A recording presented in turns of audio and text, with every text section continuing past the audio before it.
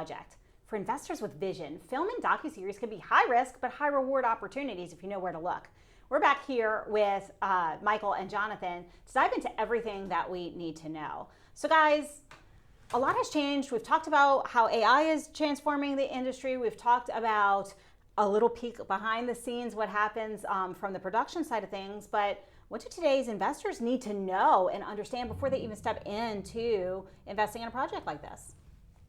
Well, there's a number of things you need to know. First of all, if you're not familiar with investing in movies, you want to learn a little bit more about the industry first. So it's like any type of investing, you want to invest in what you know. Secondly, whenever you're investing in anything, whether it be movies or anything else, it all comes down to due diligence. So you want to get to know what is the project about, who's the team behind it, what is the industry looking for at that particular moment. So it all comes down to what questions you ask and how vertical you go in those questions. Fantastic. I'm a huge fan of due diligence. We talk about it on the show a lot. So talk to me a little bit, give me an example of a project and how you would position it so that it would pique the interest of investors. Sure, I'd say, and to touch upon what he was saying as well, in terms of 455 Films, one of the other really important things is the track record. Track record of a company that has a sales funnel, that has sold documentaries to Netflix, to Amazon, through Paramount. That's one of the very unique things about Dave and 455 Films.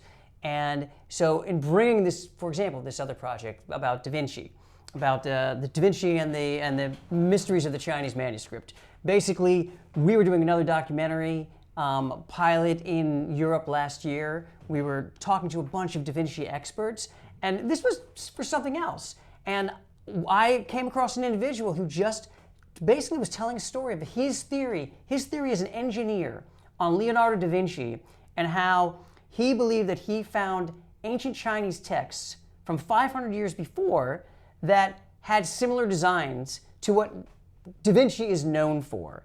And it wasn't so, it's very controversial. It is very controversial. And I'm of thinking, course, holy cow. you can have a lot of really upset Italians, you get a lot of really happy Chinese people, or people in the art world. But when I heard that, I just went, what? Huh? And I couldn't get it out of my mind. It's a new angle. It's a new angle, it's a new story. It could be groundbreaking if true.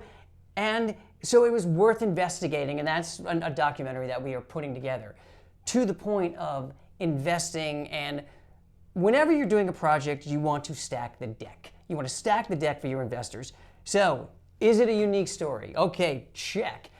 Is there an audience for this story? This audience might be different than, for example, the cause and effect audience, but certainly an audience of people looking at the History Channel, people looking at Ancient Aliens, people looking for conspiracy, people in the art world.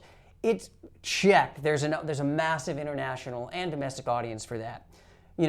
With the know-how and the ability of basically this team that has done over 10 plus documentaries that have sold into the market, that have been profitable. That's the kind of team that you want to work with. So just as an investor in what these are things you really want to make sure that the filmmakers that you're going to back have this kind of track record, have this kind of know-how, have the practical brass tacks ability to get the job done. So, and Jonathan, I'd love you to add to that. No, absolutely. And really it comes down to any investing that you do, you're really investing in the people more so than the project itself. It's all about the people. So us at 455, we basically put together the best team that I've ever seen in the longest time. With the breadth of experience we have and the diversity of experience we have, with David, who's had a background in documentaries, yours is such a wide background going into a whole bunch of different industries. And what that allows us to do is it allows us to expand the type of topics and type of subject matter that we look out to do. And the advantage that obviously our team brings to the table is that with this experience, with these relationships, now we're able to bring so many new opportunities to investors, and we're able to deliver on those opportunities because of the experience and the know-how that we have. So let me ask you the next question, because I know that here in Houston especially, there's like a very big budding film industry. There's a lot of people who are trying to do independence and other things. What do filmmakers need to do to become investor ready? They need to basically try to prepare they need to answer all the questions that an investor is going to have. But I will say, if a question comes up and they don't know the answer, say I don't know. Say I will find out. Say I personally will do the due diligence. This could turn an investor off, and I understand that. At the same time, I'm sure you know with any business, you don't want to be sitting across somebody or a company that you might invest in, and once you start to smell that there's some BS, you're going to go elsewhere. And so, look, filmmaking, especially independent filmmaking, it's a risky endeavor. And without a doubt, there's great risk involved. But again, that's why you want to work with a team that has a track record. You want to, you want to check as many boxes as you can. And then, are you the type of investor who's willing to take the risk?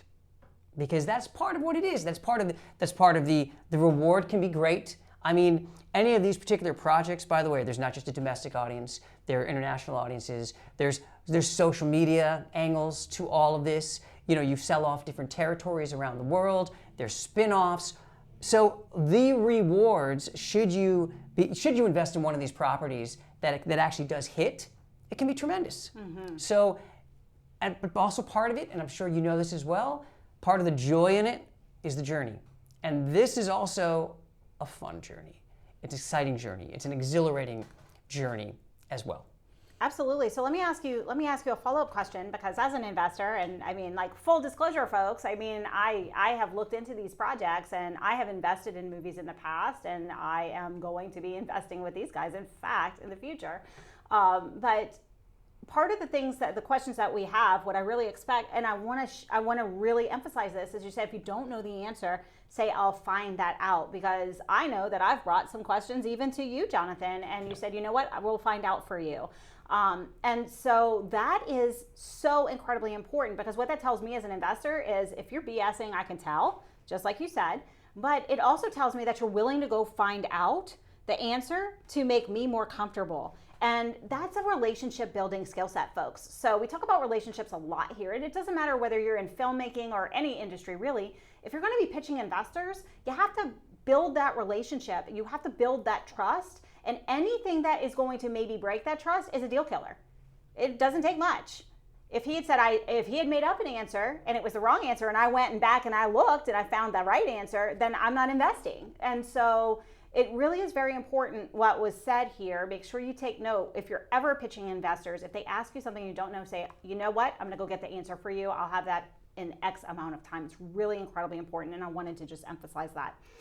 So I wanted to ask you, for our investors out there, and they're thinking about this, and they heard, yes, I need to learn about the industry, I need to do my research, I want to invest in the people. What are the other things that they might not think about to ask that you would like them to ask about? Well, there's a number of things that I'd want to make sure that they ask. One of them is understanding, okay, what is the timeline? What does it look like? So am I, putting all the capital up front, or am I spreading the capital over the course of the project?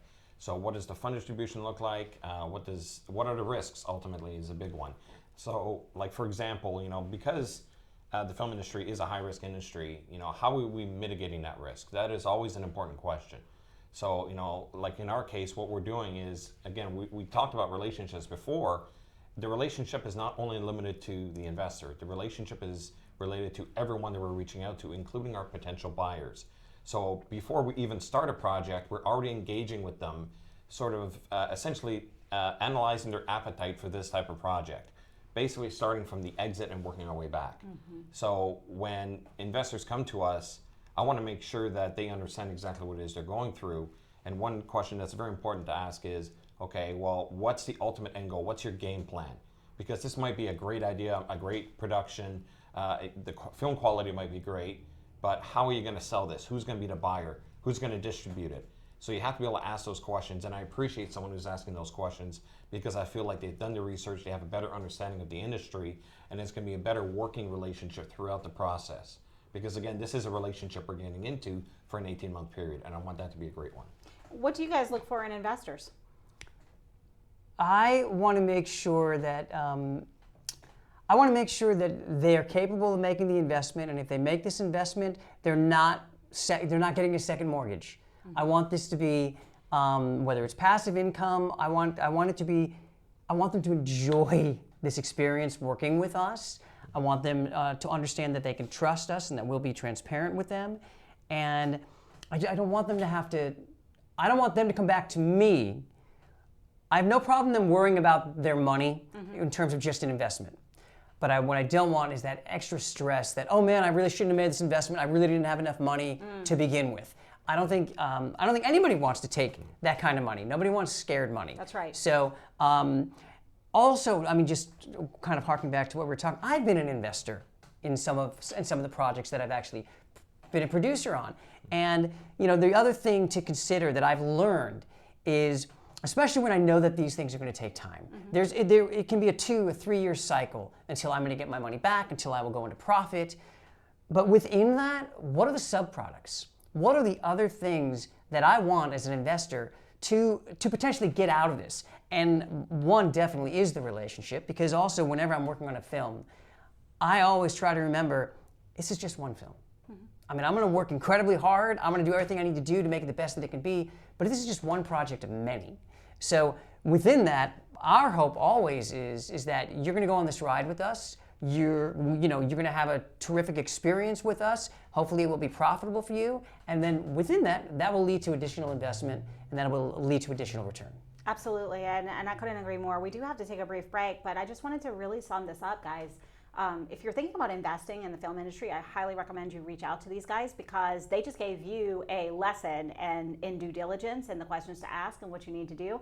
And they also gave you a really good masterclass, if you will, in what that relationship should and could look like. And so if you are at home and or you're watching this on the podcast format, press pause, go back, listen to this again. It is so incredibly important that you get that due diligence right, that you build the relationship and you know what you're looking for. We do have to take a brief break, but stick around because we've got more after these important messages.